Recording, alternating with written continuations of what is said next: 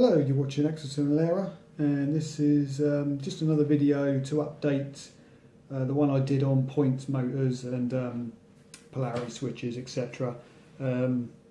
Basically, one of my subscribers is going to be fitting PM1 seat point motors and was a bit confused on a couple of pointers, and I think some of it wasn't covered in that particular video. So hopefully in this one I'm just going to show you through some of the other bits that I didn't cover, so it makes it a little bit more clear.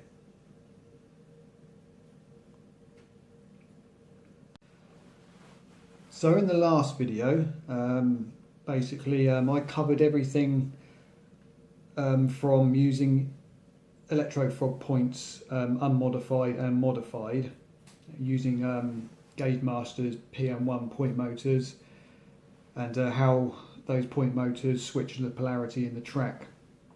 One of the things I didn't cover was if you wanted to basically put a crossover on two loops, which would be this format. So if you're running a layout that actually has two loops, there's obviously a few things that needed to be added to the points, enabling them to work properly. So I will show you exactly how they work. So one of the first and important things is when you set up your two loops, so let's say that this one is your inner loop and this one will be your outer loop, you've got to make sure that you've got either the positive on this side of the inner loop and then the negative on that side, and then likewise with the outer loop, positive and negative. It doesn't matter which way you get it around, so you could be negative, positive, negative, positive, but it's got to be that the inner loop has to be the same as the outer loop, otherwise it won't work. And if I take that one away, if I put that one back and I take that one away and I show you that if you get them around the wrong way, potentially you could end up with a short circuit if you have the negative on the outside and the negative on the outside of that one, with the positives both being on the inside. As soon as you cross over, your trains will hit this point here and they'll just short the circuit out.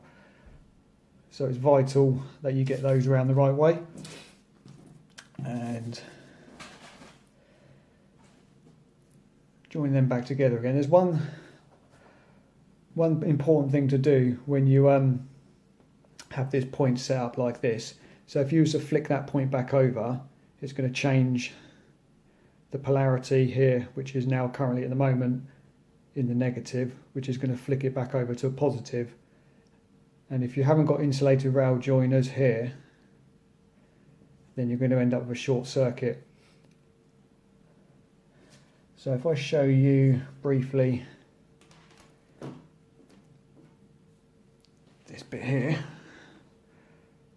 you can see exactly where the insulated joiners are positioned on there. So you've got 4 joiners on that rail there, that one there, and that one there. That one there and that one there is fine if you use the ordinary metal ones, as basically they're your main rails that are never going to switch or be sort of head on into the opposite polarity. So them ones are fine as they are. Ignore the wiring on here, obviously, because as you see it's around the wrong way, but these points are set up to go on a layout, so these are only here just for demonstration. So basically that's all that's needed for that, but for these to work properly you need to make sure that you've done all the modifications to the point. So as with the first video I shot for all the points and motors and stuff, you've got to make sure that you solder the wires across, make the cut on these rails where you've got the wire underneath, and obviously your frog wire connected up into your point motor for them to work properly. But as I say, just check the first video and that will give you a full breakdown of how that's all done. Now one of the other things that my subscriber was a bit uncertain of,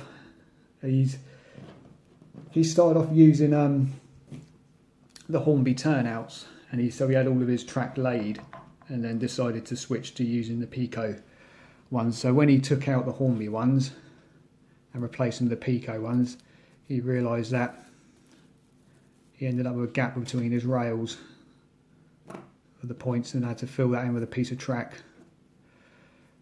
So there's a couple of ways you can do this,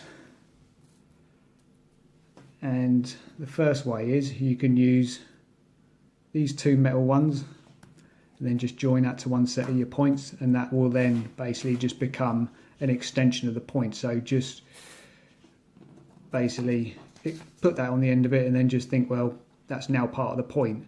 So it all works exactly the same way. So what you would do is you would put the insulated rail joiners on as like this one. So you would have the plastic ones on the end of here, and then another one on the end of there. So it looks exactly like that, and then the only thing is with this, you're just depending on them metal fish plates to be reliable in the future, which obviously sometimes they can potentially build up with all the dirt and grime and then fail to conduct electricity through them.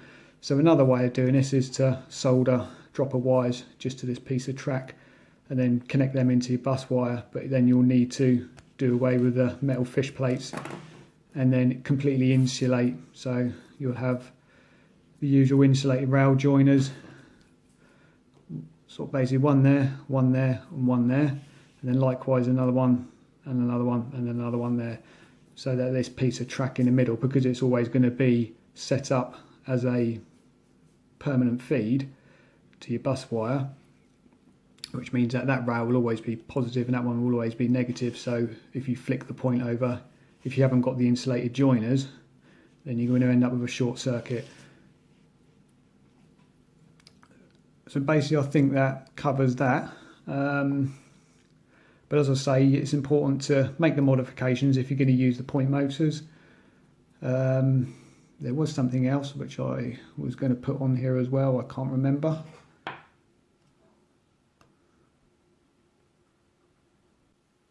That was it basically. Because these are running on 2 loops, and you're obviously going to be crossing over from one loop to another, when you fit the switches to these 2 sets of points, so you've got the point motor on that one and the point motor on that one, because these are only going to work one way, so every time you flick the point you always want that train to go onto that loop. So rather than having an individual switch for this one and an individual switch for that one, the best thing to do with these is, with both of your point motors, is to solder them or connect them all into one switch. So every time you flick that switch, it will turn both these points together. But it's still vital that you must have them insulated rail joiners, because if one point does just so happen to change quicker than the other one, then you're still going to end up with a short circuit.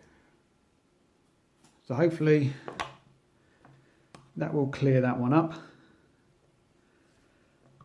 And if there's any questions, then just to say, drop us a comment and I'll answer it. But I think it's pretty straightforward, so that just basically covers turnouts basically. So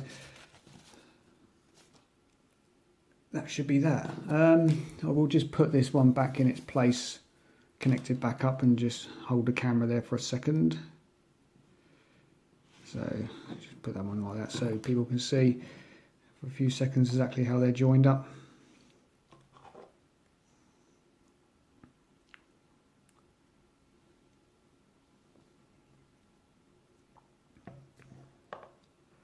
But do remember with all this, this will only work if you've got a double loop, so an inner loop and an outer loop. If you're running one single loop, and for some reason somewhere along that single loop you want to cross over from one side of the loop to the other, this won't work. This becomes a whole different new sort of thing, which is something that's going to be explained on my layout sometime next year, as I've got reverse loops on mine, so it's going to be something that's going to be covered in a more full-on video.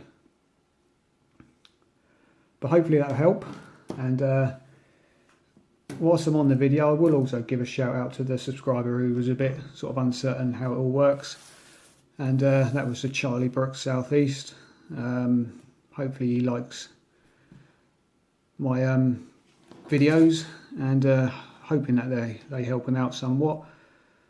It's good to sort of sit there on every Friday in his live streams as well, so keep him up, Steve. And if you haven't already checked out his channel, do pop over there and have a look and subscribe to him. But anyway, that's me done for now, and I shall see you all again shortly.